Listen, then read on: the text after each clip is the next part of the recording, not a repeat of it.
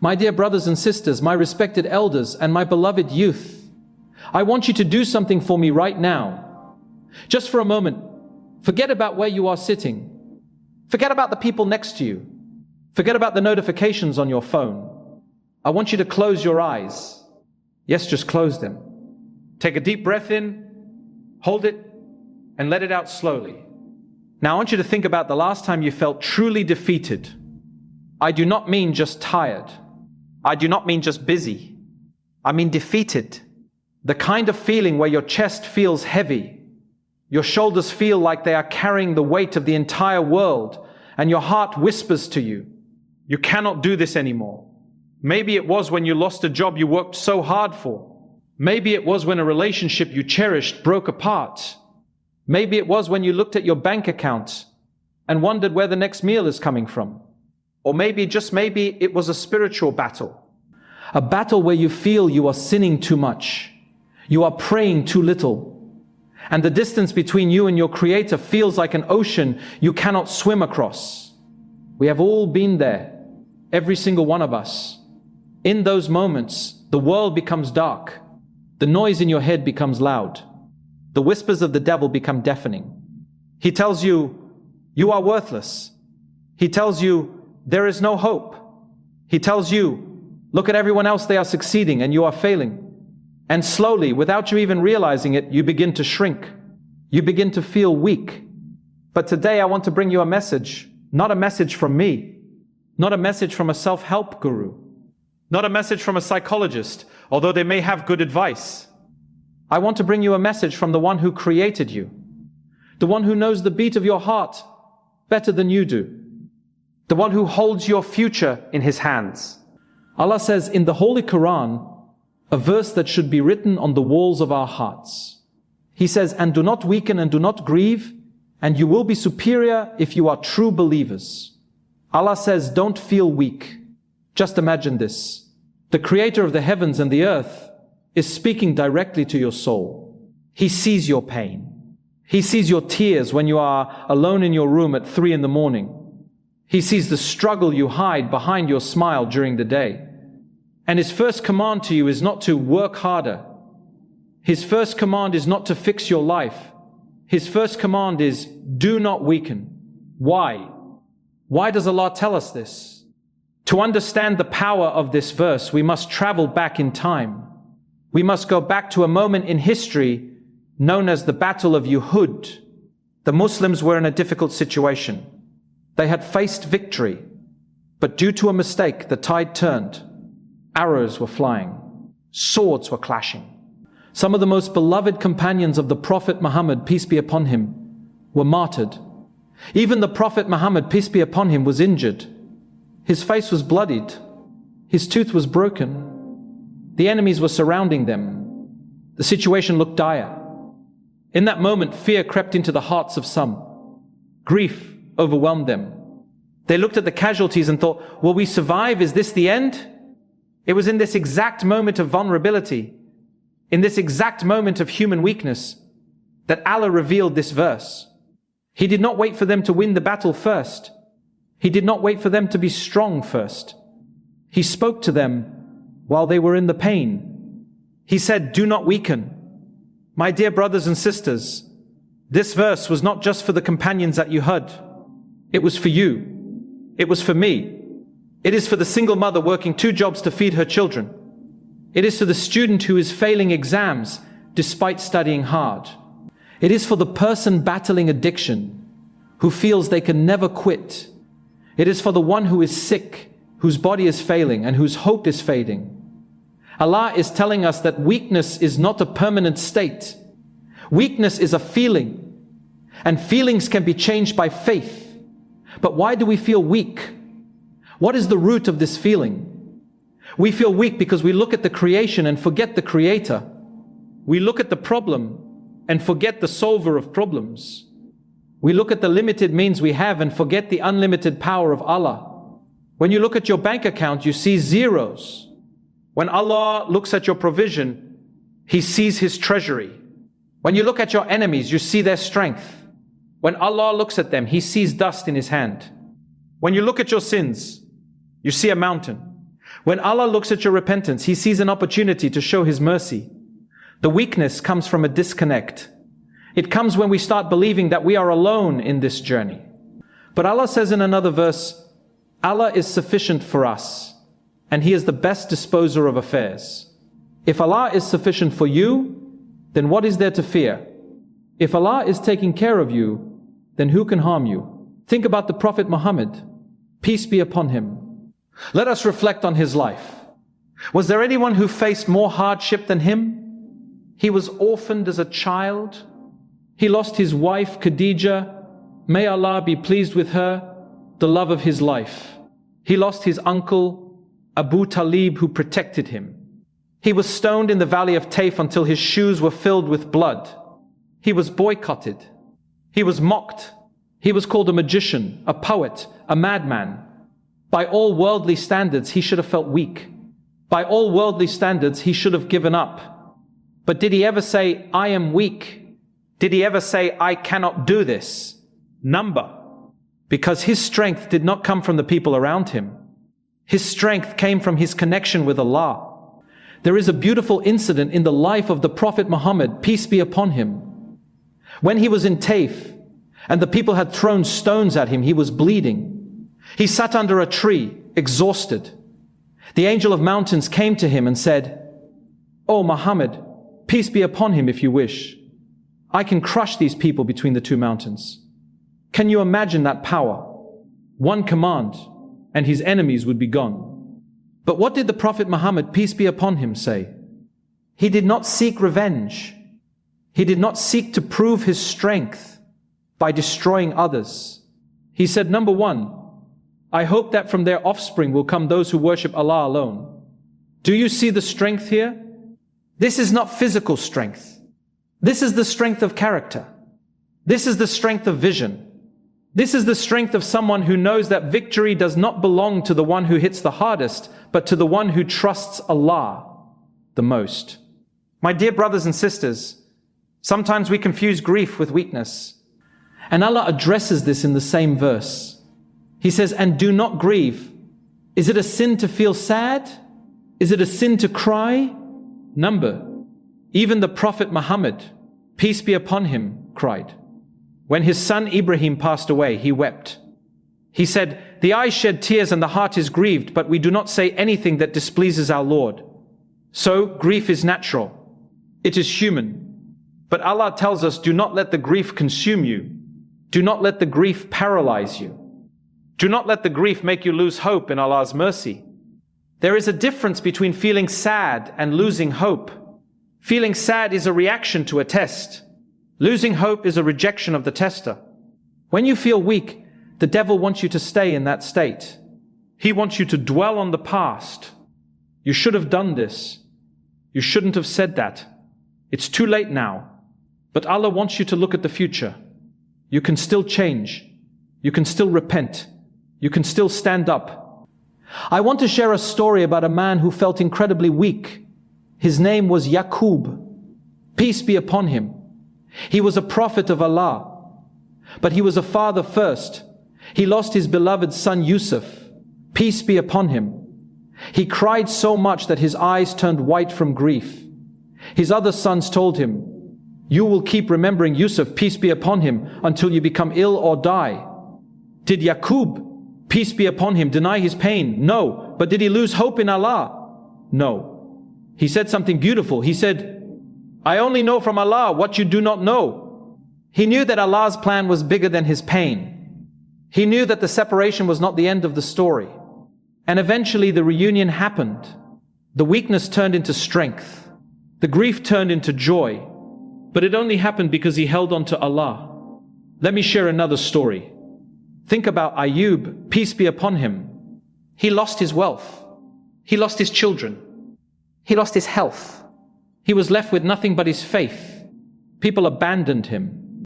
His body was covered in sores. By every worldly measure, he was broken. But did he ever say, Allah has forgotten me? Number. He called out, indeed adversity has touched me, and you are the most merciful of the merciful. And what happened? Allah restored everything to him, more than he had lost. But the key was this: Ayub, peace be upon him, never stopped trusting, never stopped hoping, never weakened in his heart. So how do we apply this today? How do we take this verse, don't feel weak, and live it in our modern lives? First, you must change your definition of strength. We live in a world that tells us strength is money, strength is power, strength is having thousands of followers on social media. That is not strength.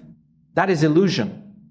True strength is when you are in debt, but you still give charity because you trust Allah will replace it. True strength is when you are angry, but you stay silent because you fear Allah. True strength is when you have the opportunity to sin, but you walk away because you love Allah. Second, you must reconnect with your source. You cannot charge a battery without plugging it in. You cannot expect your soul to be strong if you are not plugging it into the power source. And that power source is prayer. I know sometimes we feel too weak to pray. We feel too tired. But I tell you, prayer is not a burden you add to your tiredness. Prayer is the rest you add to your tiredness. When you put your forehead on the ground, you are telling the world, I am small, but my Lord is great. And in that submission, you find dignity. In that submission, you find power. The Prophet Muhammad, peace be upon him, said, seek help through patience and prayer. Notice the order. Patience first, then prayer. Because patience is the mindset, and prayer is the action. Third, you must stop comparing yourself to others. This is one of the biggest thieves of strength today. You look at Instagram. You look at Facebook. You see everyone's highlight reel. You see their vacations, their new cars, their happy families.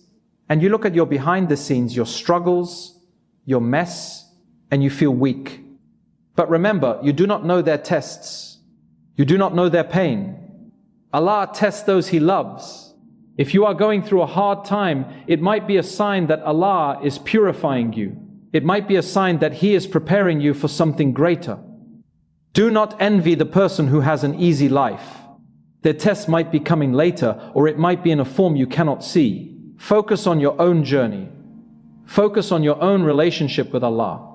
Fourth, surround yourself with people who remind you of Allah. If you have friends who only talk about the world, who only complain, who only spread negativity, they will drain your strength. You need friends who, when you are weak, hold you up. You need a community that reminds you of this verse. The companions of the Prophet Muhammad, peace be upon him, were strong not just because of their individual faith, but because they were together. They supported each other. When one fell, the other picked him up. Find your brothers and sisters in Islam. Sit in the circles of knowledge. Listen to reminders. Because sometimes when your own faith is low, you need someone else's faith to carry you. Fifth, and most importantly, make supplication. Never underestimate the power of supplication. Supplication is the weapon of the believer. It is the only thing that can change destiny. When you feel weak, raise your hands. You do not need to be in a state of ritual purity. You do not need to be facing the direction of prayer. Just raise your hands and say, Oh Allah, I am weak. You are strong. Oh Allah, I have no one else. I only have you. Allah loves to hear your voice. He loves when you turn to Him in desperation. Do not be shy to ask Him. Ask Him for strength. Ask Him for peace. Ask Him for a way out. Remember the story of Musa? Peace be upon him. He was standing by the sea. Behind him was Pharaoh's army, ready to kill him. In front of him was the ocean, impossible to cross. His people said, we are caught. Did Musa, peace be upon him, feel weak? Number. He said, no, indeed my Lord is with me, He will guide me. And the sea parted. Your sea will part too. Your Pharaoh will be defeated too. But you must have the certainty of Musa. Peace be upon him. You must believe that Allah is with you. My dear brothers and sisters, I want to talk to those of you who are thinking about giving up. Maybe you are thinking about leaving your faith because you feel you are too sinful. Maybe you are thinking about ending your life because the pain is too much. Please, listen to me. Listen to the voice of your Lord. Allah says, do not weaken. He did not say, do not weaken if you are perfect. He said, do not weaken if you are believers. And what is a believer?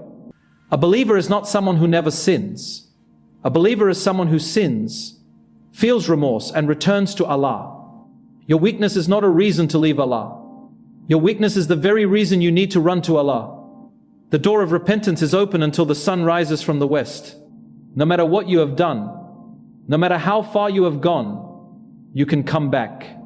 Allah is the repeatedly forgiving. He is the especially merciful. He is waiting for you. He is not angry at you. He is waiting for you to turn to Him so He can embrace you. I want you to imagine tomorrow morning, the sun will rise. The world will keep spinning. The challenges will still be there. But you can be different. When you wake up, do not start your day by checking your phone. Start your day by checking your heart. Say, all praise is due to Allah. Thank Allah for giving you another chance. Make 2 units of prayer. Pour your heart out in prostration.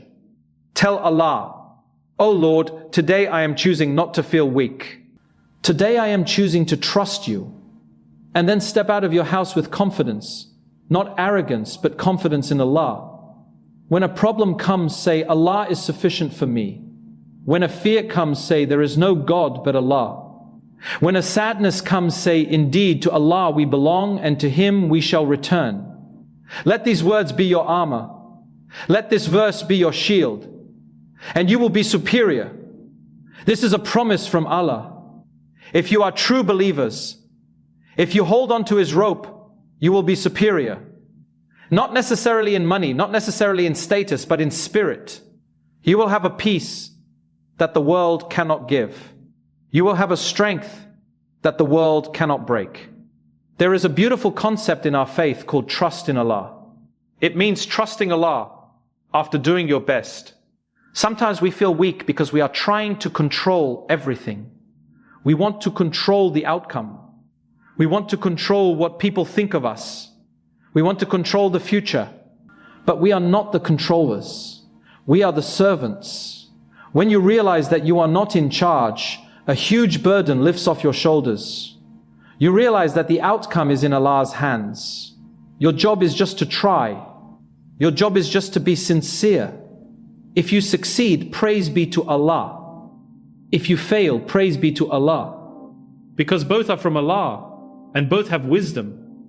I recall a story of a man who came to a scholar complaining about his poverty. He said, "I am so weak, I have nothing." The scholar asked him, "Would you sell your eyes for $1 million?" The man said, "No." The scholar asked, "Would you sell your hands for $1 million?" The man said, "No." The scholar said, "Then you are already a millionaire. You are already wealthy. Do not feel weak. You have blessings you do not even see." We focus so much on what we lack, we forget what we have. We have faith. We have the Quran. We have the teachings of the Prophet Muhammad, peace be upon him. We have the community. We have Allah. With Allah we have everything.